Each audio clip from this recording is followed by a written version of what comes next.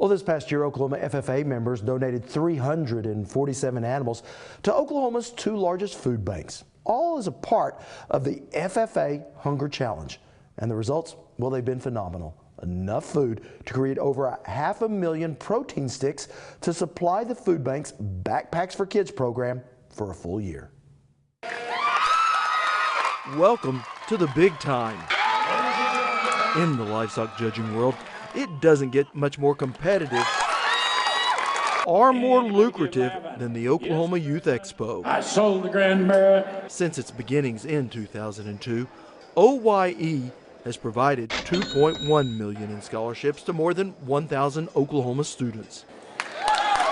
But for every winner, there doesn't have to be a loser. Winning the second ever Diamond Hats Animal Donation Challenge is the Shattuck 4-H and FFA chapter. Beginning in 2013, a growing number of exhibitors are donating their animals to the Regional Food Bank of Oklahoma. Shattuck FFA, naturally, we've always, if there's an opportunity to give, we give. Paige Gosney is president of her local FFA chapter.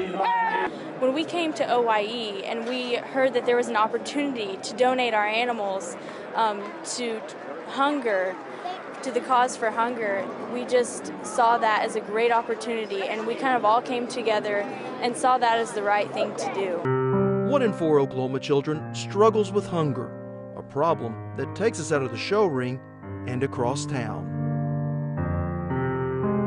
This is the Regional Food Bank of Oklahoma. Inside this warehouse, there's more than 4 million pounds of food. 4 million pounds of food that will be distributed this month to over 90,000 people a week, and 40% of those children. We got a call from the school principal and told us they had a child literally standing in line for school breakfast, passed out.